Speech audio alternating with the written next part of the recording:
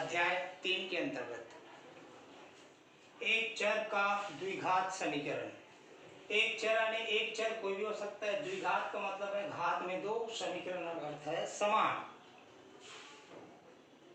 नरेश अपनी जमीन के किसी भाग में एक समकोण त्रिभुजाकार बगीचा बनाना चाहता है जिसका क्षेत्रफल 50 वर्ग मीटर है और आधार की भुजा की लंबाई जो ऊंचाई से 2 अधिक है।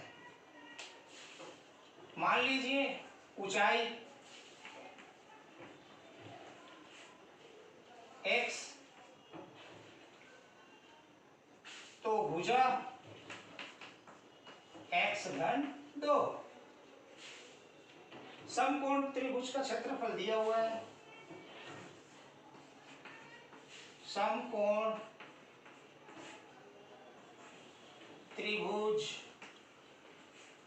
का क्षेत्रफल 50 वर्ग मीटर। त्रिभुज का क्षेत्रफल का सूत्र है 1/2 गुणित आधार गुणित ऊंचाई बराबर 50। सूत्र में मान रखते हैं तो 1/2 गुणित आधार x धन 2 गुणित ऊंचाई 1 बराबर 50। अब भिन्न में 2 है तो 3 गुणा करेंगे और x को यहाँ हटाएंगे तो x गुणा करने से x घाते 2 धन x को 2 से गुणा करने से 2x बराबर 50। 2 से गुणा होगा तो 50 दूनी 100। अब संख्या को पक्षांतर करेंगे x घाते 2 धन 2x ऋण 100 बराबर 0। समीकरण नंबर 1 जो कि एक चर वाला समीकरण है जिस चर में अधिकतम घात 2 है बराबर के पहले बायां पक्ष बराबर के बाद दायां पक्ष। तो समीकरण 1 के बायां पक्ष बहुपद है जो कि द्विघाती बहुपद है। द्विघाती बहुपद को शून्य के बराबर रख दें तो वह द्विघाती समीकरण बन जाता है। इस प्रकार द्विघाती समीकरण की परिभाषा वह समीकरण जिसमें चर राशि में अधिकतम घात 2 हो तो उसे हम द्विघाती समीकरण कहते हैं। वैसे द्विघाती समीकरण को वर्ग समीकरण भी कहते हैं। जैसे x घाते 2 ऋण 50 बराबर 0। दूसरा उदाहरण 2x घाते 2 ऋण x धन 2 बराबर 0। अब द्विघाती समीकरण का मानक रूप ax² धन bx धन c बराबर 0 जहां a b c वास्तविक संख्या है और a का मान 0 नहीं होना चाहिए। अब द्विघाती समीकरण के प्रकार तो पहला है शुद्ध द्विघाती समीकरण। वह समीकरण जिसमें चर राशि केवल 2 घात के रूप में हो तो वह शुद्ध द्विघात समीकरण कहलाता है। जैसे x घाते 2 धन 9 बराबर 0। दूसरा उदाहरण x घाते 2 धन 16 बराबर 0। उसी प्रकार दूसरा है प्रकार में मिश्र या अशुद्ध द्विघात समीकरण। वह समीकरण जिसमें चर राशि एक घाती और द्विघाती हो तो वह अशुद्ध द्विघात समीकरण कहलाता है। जैसे 2x घाते 2 ऋण 3x धन 1 बराबर 0। x घाते 2 धन 1 ऋण 5 बराबर 0। ये हो गया प्रकार। अब आता है द्विघात समीकरण के मूल।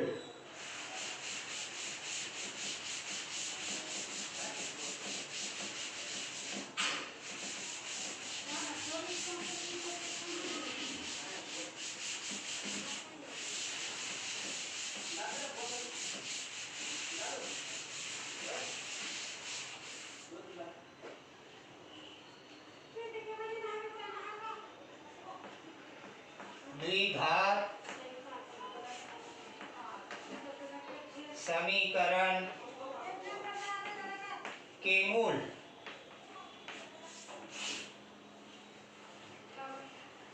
एक द्विघाती बहुपद लेते हैं x घाते 2 धन 5x धन 6 बहुपद px के। अब इस बहुपद के शून्यांक निकालते हैं। तो शून्यांक निकालने के लिए बहुपद को शून्य के बराबर रखना पड़ेगा। x घाते 2 धन 5x धन 6 बराबर 0। अब इस द्विघाती बहुपद का हम गुणनखंड कर सकते हैं मध्य पद को तोड़कर। x घाते 2 धन x धन 6 बराबर 0। अब मध्य पद 5 को तोड़ना है तो x स्क्वायर का गुणांक संख्या और अचर पद को चिन्ह समेत गुणा करते हैं। x स्क्वायर का गुणांक संख्या 1 गुणित धन 6 गुणा करने से आया धन 6। धन चिन्ह कहता है किसी दो पद को जोड़ना है तो x के गुणांक संख्या को देखेंगे 5 आना चाहिए और गुणा करने से 6। तो 6 का गुणनखंड 2 गुणित 3 बराबर 6 गुणा करने से। अब 2 में 3 जोड़ेंगे तो 5 आ जाएगा तो 2 धन 3 लिख सकते हैं 5 को तो 2 धन 3। पुनः आप सरल करते हैं कोष्ठक हटाएं x घाते 2 धन x को 2 से गुणा किए 2x धन x को 3 से गुणा किए 3x धन 6 बराबर 0। अब जोड़ी बनाएंगे और कुछ उभयनिष्ठ निकालने की कोशिश करना है। x दिख रहा है x स्क्वायर में x का भाग देंगे तो x बचा धन 2x में x का भाग देंगे तो 2 बचा धन x इसमें x नहीं द्वितीय पद में। अब संख्या 3 6 यानी पहाड़ा है यानी 3 उभयनिष्ठ निकल रहा है। 3x में 3 का भाग देंगे तो x धन 6 में 3 का भाग देंगे तो 2 बराबर 0। x धन 2 फिर उभयनिष्ठ x धन 2 गुणित बचा क्या x धन 3 बराबर 0। x धन 2 बराबर 0 या x धन 3 बराबर 0। पक्षांतर करेंगे तो x बराबर ऋण 2 x बराबर ऋण 3। इस प्रकार इस बहुपद के शून्यांक -2 और -3 प्राप्त हुए। अब द्विघात समीकरण लेते हैं। घात समीकरण x घाते 2 धन 5x धन 6 बराबर 0। अब इसका भी हम गुणनखंड कर सकते हैं अभी किए हैं। x घाते 2 धन 5 को लिख सकते हैं 2 धन 3 x धन 6 बराबर 0। कोष्ठक हटाएं x स्क्वायर धन x को 2 से तो 2x धन x को 3 से गुणा करेंगे 3x धन 6 बराबर 0। जोड़ी बनाएंगे उभयनिष्ठ निकालेंगे x स्क्वायर धन 2x x दिख रहा है तो x बाहर निकला। x स्क्वायर में x को भाग देंगे तो x बचा धन 2x में x को भाग देंगे तो 2 बचा धन x द्वितीय पद में x नहीं है 3 का पहाड़ा है 3 उभयनिष्ठ निकला। 3x में 3 का भाग देंगे तो x धन 6 में 3 का भाग देंगे तो 2 बराबर 0। x धन 2 उभयनिष्ठ निकला x धन 3 बचे बराबर 0। x धन 2 बराबर 0 या x धन 3 बराबर 0 तो पक्षांतर करेंगे तो x का मान निकल जाएगा -2 x बराबर -3। x बराबर -2 या -3 रखने पर समीकरण को वो संतुष्ट करता है जो कि ये मान द्विघाती बहुपद के शून्य हैं। अतः हम कह सकते हैं कि द्विघाती बहुपद के शून्यांक उस बहुपद से बनाए गए समीकरण के मूल होते हैं। समीकरण के मूल तो परिभाषा क्या हो जाएगा? चर का वह मान जो द्विघाती समीकरण को संतुष्ट कर दे, वही मान ही द्विघाती समीकरण के मूल कहलाते हैं। द्विघाती समीकरण के दो मूल होते हैं। अधिकतर ऑब्जेक्टिव के तौर पर पूछे जाते हैं द्विघाती समीकरण के कितने मूल होते हैं, तो हम बता सकते हैं द्विघाती समीकरण के दो मूल होते हैं।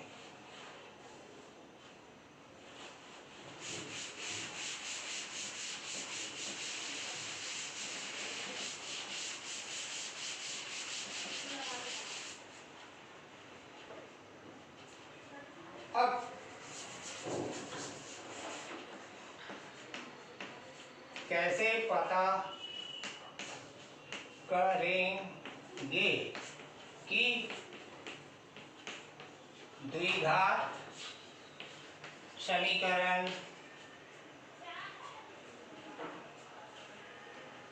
के मूल है या नहीं दिए गए मान का।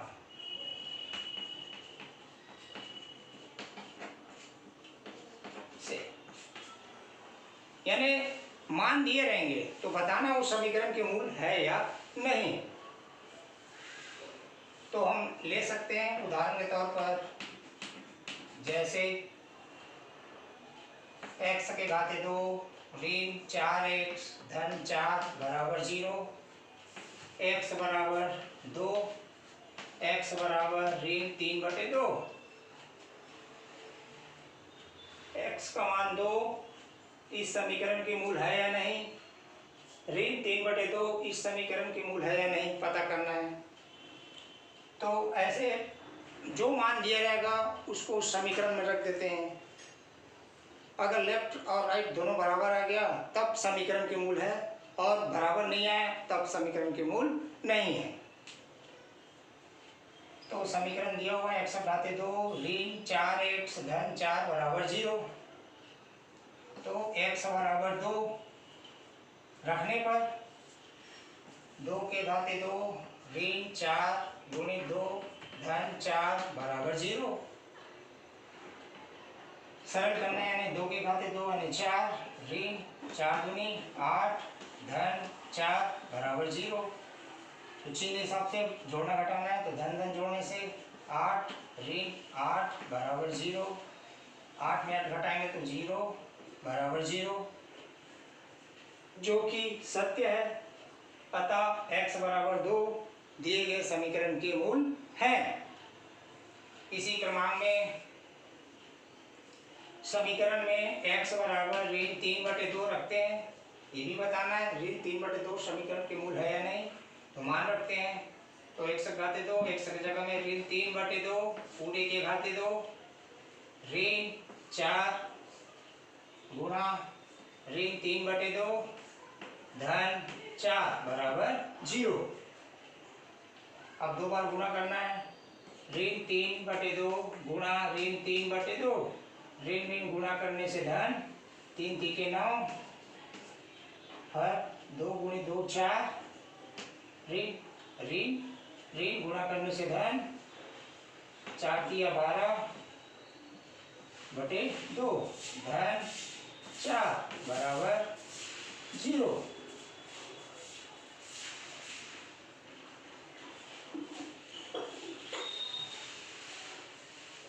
अब बताना पड़ेगा भिन्न के रूप में है तो इसको जोड़ना घटाना करना है। तो कट रहा है उसको काट देते हैं, 2 एकम 2 2 छक्के 12, तो 9/4 धन 6 धन 4 बराबर 0। 9/4 धन 6 धन 4 जोड़ेगा तो 10 बराबर 0। अब भिन्न है, अब इसको भी जोड़ेंगे, तो 9/4 धन 10 बराबर 0। भिन्न के रूप में लिखें तो 1 है, तो नीचे नीचे गुणा करने से 4, तो जब गुणा 9 और 1 को गुणा करने से 9 एकम 9 धन 4 को 10 से गुणा करेंगे तो 40 बराबर 0। तो दोनों समान चिन्ह है तो जुड़ेगा, 40 में 9 जोड़ने से 49/4 बराबर 0, जो कि बराबर नहीं है, यानी कि जो कि असत्य है। अतः x बराबर ऋण 3/2 समीकरण के मूल नहीं है। इसी प्रकार हम बता सकते हैं दिए गए मान समीकरण के मूल है या नहीं। अब आते हैं प्रश्नावली के अंतर्गत, अध्याय 3 के अंतर्गत है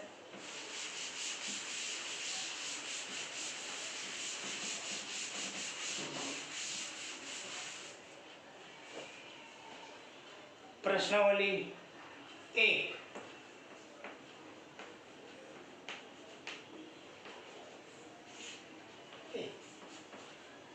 क्वेश्चन 1, क्वेश्चन क्रमांक निम्नलिखित में से वर्ग समीकरण चुनिए। बताना है समीकरण देख के वो वर्ग समीकरण है या नहीं। तो पहला का पहला x के घाते 2 धन 3x ऋण 2 बराबर 0। बताना है ये वर्ग समीकरण है या नहीं। तो समीकरण के बाएं पक्ष बहुपद है, या दूसरे शब्दों में x के में अधिकतम घात 2 है, तो ये वर्ग समीकरण है। अब इसी क्रमांक में चौथा नंबर ले लेते हैं। x के घाते 2 ऋण 3 करनी x धन 2 बराबर 0। अब समीकरण के बाएं पक्ष में तो देखते हैं वो बहुपद नहीं है, क्योंकि x के घात पूर्ण संख्या नहीं है, तो अतः यह वर्ग समीकरण नहीं है। इसी क्रमांक में पांचों ले लेते हैं। x ऋण 2/x बराबर ऋण x। बताना है ये द्विघाती समीकरण है या नहीं। तो इसको पहले सरल करना पड़ेगा, भिन्न के रूप में है तो घटाएंगे तो ये इससे गुणा हो जाएगा। तो x घाते 2 ऋण 2 बटे पूरी के बटे x बराबर ऋण x। तिर्यक गुणा करते हैं x स्क्वायर ऋण 2 बराबर x गुणा करने से x के घाते 2। अब पक्षांतर करेंगे तो x घाते 2 ऋण का धन x घाते 2 ऋण 2 बराबर 0। x घाते 2 समान चिन्ह है तो जुड़ेगा x घाते 2 ऋण 2 बराबर 0। अब इस समीकरण से स्पष्ट हो गया x के में अधिकतम घात 2 है, अर्थात समीकरण का बायां पक्ष द्विघाती बहुपद है, अतः यह वर्ग समीकरण है। अब प्रश्न में दिए हुए एक्सरसाइज उसको बनाकर देखें। अब आता है प्रश्नावली 2।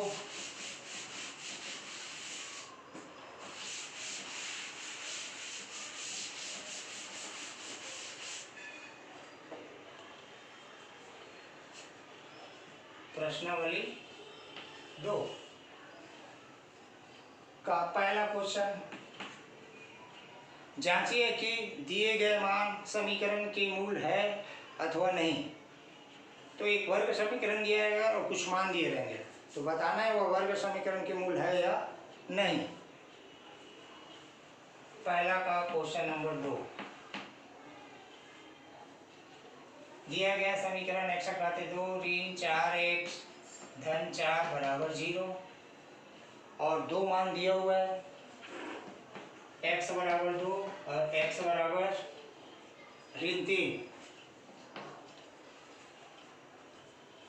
तो पहले x बराबर 2 रख के देखते हैं।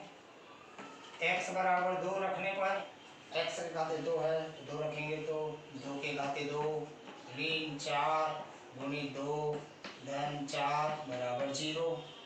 2 के घाते 2 गुणा करने से 2 गुणित 2 ने 4 ऋण 4 गुणित 2 4 दूनी 8 धन 4 बराबर 0।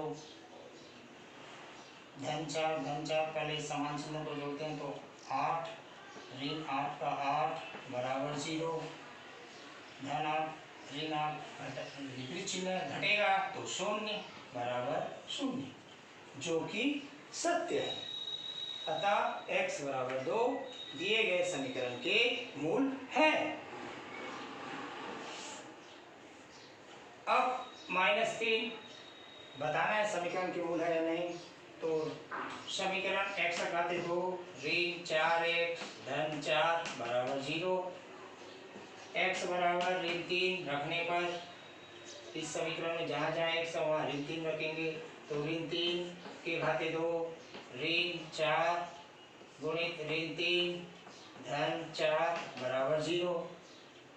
अब ऋण 3 के घाते 2 है तो ऋण 3 गुणा ऋण 3 धन 9 ऋण धन 4 किया 12 धन 4 बराबर 0।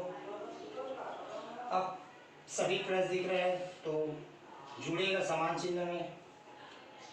12 में 9 जोड़ने से 21, 21 में 4 जोड़ने से 25 बराबर 0, जो कि असत्य है। अतः x बराबर -3 रखने पर समीकरण को संतुष्ट नहीं करता है, अर्थात -3 दिए गए समीकरण के मूल नहीं है। प्रश्नावली 2 का क्वेश्चन क्रमांक 2, निम्नलिखित द्विघाती समीकरणों के मूल ज्ञात कीजिए। तो पहला दिया समीकरण x - 4 गुणा x - 2 बराबर 0।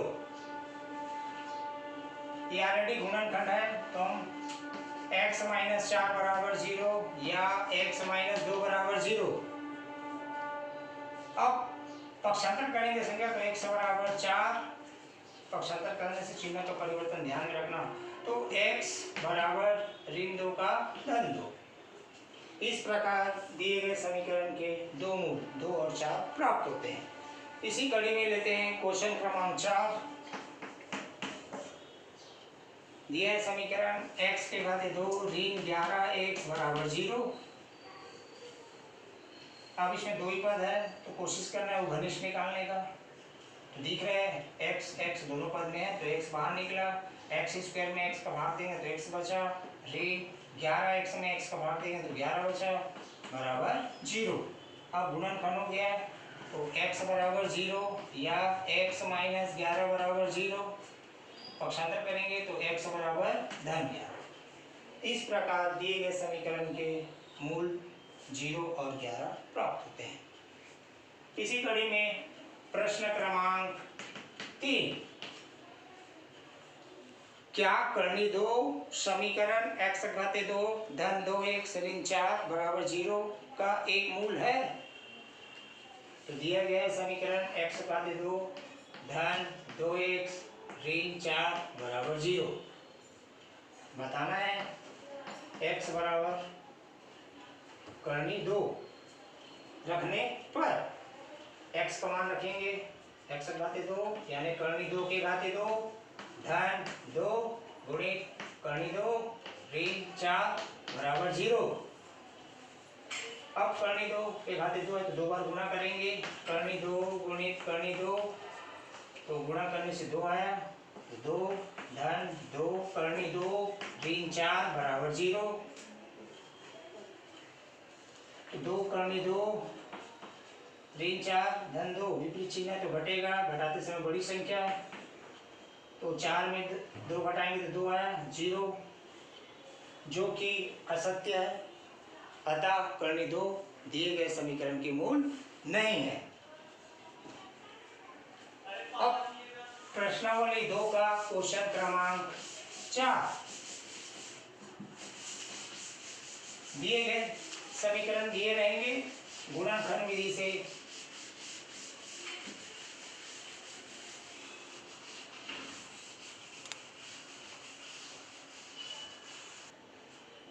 द्विघात समीकरण को हल करने की विधि।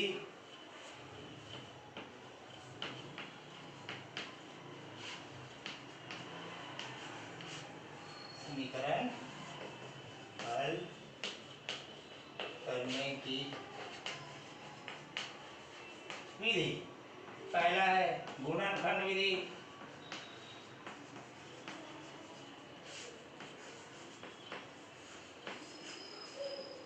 दूसरा है पूर्ण वर्ग विधि, तीसरा है सूत्र विधि।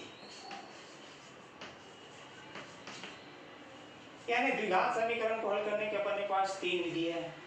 तो पहला गुणनखंड विधि के अंतर्गत प्रश्नावली 2 में क्वेश्चन क्रमांक 4, निम्नलिखित वर्ग समीकरणों का गुणनखंड करके उनके मूल ज्ञात कीजिए। तो क्वेश्चन क्रमांक 4 का पहला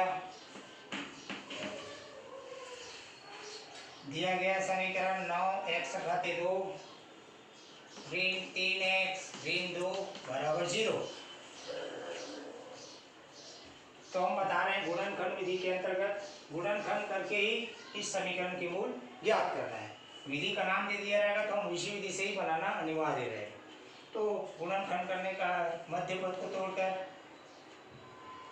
तो मध्य पद को तोड़ते कहते हैं एक्स स्क्वायर का गुणांक संख्या 9 चिन्ह समेत गुणा अचर पद ऋण 2 धन और ऋण 9 दूनी 18, ऋण चिन्ह कहता है किसी दो पद को घटाएंगे तो x का गुणांक संख्या को देखना है 3 आना चाहिए और गुणा करने से 18। तो 18 का गुणनखंड 9 गुणित 2 3 गुणित 6, ऋण चिन्ह घटाना है, 9 में 2 घटाएंगे तो 7 आना चाहिए 3, 6 में 3 घटाएंगे तो 3 आ जाएगा, यानी हम तोड़ सकते हैं। 6 में 3 घटाएंगे तो 3 आएगा और 6 को 3 से गुणा करेंगे तो 18 आ जाएगा।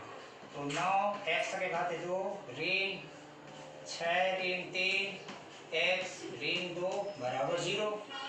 कोष्ठक हटाएंगे तो 9 x घाते 2 x को 6 से गुणा करेंगे, ऋण का ऋण 6x ऋण ऋण गुणा करने से धन, x को 3 से गुणा करने से 3x ऋण 2 बराबर 0। अब जोड़ी बनाएंगे, जोड़ी बनाएंगे तो प्रथम दो पद रहेगा उसमें घनिष्ठ निकालने की कोशिश करना है। तो पहली संख्या 9 और 6 दोनों में 3 का पहाड़ा है, x x दोनों में है x, तो 3x घनिष्ठ नहीं कर रहा है।